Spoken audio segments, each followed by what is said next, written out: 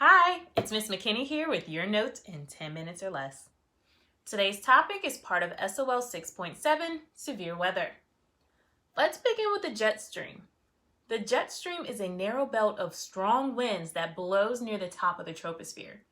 Remember, the troposphere is where we are, where weather occurs. The polar jet can impact our weather by either the moving or cutting of pressure systems. What do we consider severe weather? Well, this is a violent disturbance of the atmosphere with strong winds and usually rain, thunder, lightning, and/or snow. There are 7 types of severe weather: tornadoes, droughts, thunderstorms, floods, hurricanes, blizzards, and hail. Let's begin with blizzards. They are severe snowstorms with high winds and low visibility. For a storm to be considered a blizzard, winds must be at least 35 miles per hour.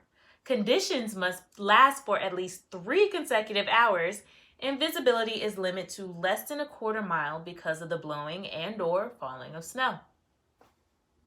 When a blizzard is expected or in progress, prepare for it by stocking up on emergency supplies, finding appropriate shelter, and staying off of the roads.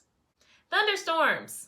This is a storm with thunder, lightning, and heavy rain and/or hail. They are usually accompanied by strong winds. When you see a cumulonimbus cloud, you can assume that a thunderstorm is nearby. Thunderstorms occur mostly in the spring and summer, but can occur just about any time of day. When you see a thunderstorm in the forecast, take action immediately upon hearing the thunder. Anyone close enough to hear thunder can be struck by lightning if outside or near metal structures like poles. Find a safe, sturdy building and get inside. If reaching a building is not possible, crouch as low as possible in a low area like a ditch and minimize contact with the ground. Tornadoes. Tornadoes are violent, whirling winds that move in a narrow path over land. For a storm to be considered a tornado, it must be in contact with the ground, and it must be in contact with the cloud base. They are most common in the spring and least common in the winter, but, like any storm, can occur any time of year where there are favorable conditions. The months with the greatest number of tornadoes overall are April, May, and June. Now, let's distinguish between a watch and a warning. Watches are issued for broad areas where conditions exist for the development of a storm. Warnings are issued for highly localized areas where a tornado is imminent or has been detected on radar. When there is a tornado expected or already nearby, make sure you take action immediately. When a warning has been issued, seek the middle of a building structure or seek lower ground. This can be in a basement or the interior of a first floor room. Don't go high up. If reaching a building is not possible, get low in an area like a ditch. Highway overpasses are one of the worst places to take shelter. You may have heard of something called the Tornado Alley. This is the land in the Great Plains that is relatively flat, which allows cold, dry polar air masses from Canada to meet warm, moist tropical air masses from the Gulf of Mexico. It's along this front between the 2 air masses that most tornadoes form. Tornadoes are classified by the Fujita scale. This scale is used to rate tornado intensity based primarily on the damage tornadoes inflict on human-built structures and vegetation. You can see in the scale in the posted notes in my Google Classroom, or you can literally Google Fujita scale. Hurricanes. Hurricanes are large, severe storms that form over tropical oceans and have winds of at least 120 kilometers per hour. It loses power when it reaches land. Hurricane season in the Atlantic begins June 1st and ends November 30th. To be classified as a hurricane, it must have sustained winds of at least 74 miles per hour.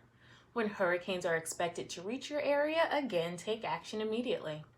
Prepare by stocking up on emergency supplies like food, water, and gas. Secure all outside furniture, decorations, and garbage cans. During the storm, stay inside, keep away from windows, and follow all directions from your local emergency officials. Hurricanes are classified by the Saffir-Simpson Hurricane Wind Scale. There are currently 5 categories distinguished by the intensity of the hurricane's winds. Category 1 is the weakest of the hurricanes and damage is minimal, while Category 5 consists of winds greater than 155 miles per hour and damage is catastrophic. Now for droughts. These are long periods of abnormally low rainfall. Droughts can adversely affect the growing of plants and affect living conditions. They're caused by an above-average persistence of high pressure over the drought area and can develop anywhere in the United States. The severity of droughts depends on the degree of moisture deficiency, the duration, and the size of the affected area. When a drought occurs, officials may require water conservation measures to restrict the use of water. These restrictions include limiting watering lawns with sprinklers and washing cars to certain days and hours of the day, as well as placing a time limit on how long you can do so. It happens. Floods. These are high flow, overflow, or abundance by water, which causes or threatens damage.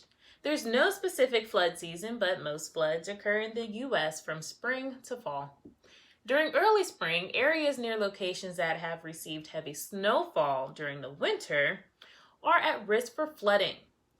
The snowmelt caused by the warmer temperatures in the new season can overwhelm streams and ditches. Flooding and flash flooding are not restricted to specific areas of the country. If you are aware of a flood or receive a flash flood warning, prepare by stocking up on emergency supplies like food, water, batteries, flashlights, and first aid kits. Gather any medications and copies of personal documents so they don't get damaged.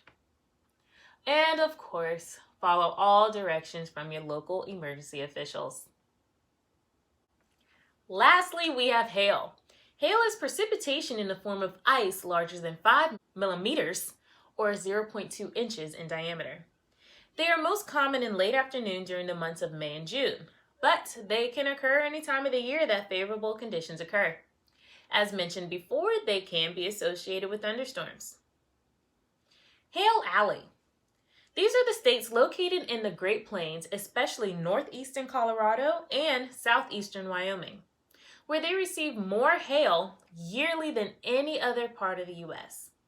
Like all severe storms, there are measures that should be taken when a hailstorm is in progress. Find a safe place in a building away from windows, skylights, and glass doors. If outside, crouch down and protect your head and neck completely. They hurt. Well, that's it for severe storms. I hope this read aloud of your notes helped you to understand them better. Remember, if you have any questions, your science teachers are available via your Google Classroom comments, posts if they didn't mute it, and or email. Contact us if you need more assistance or have a question about your assignments. Stay safe, stay healthy, and keep learning.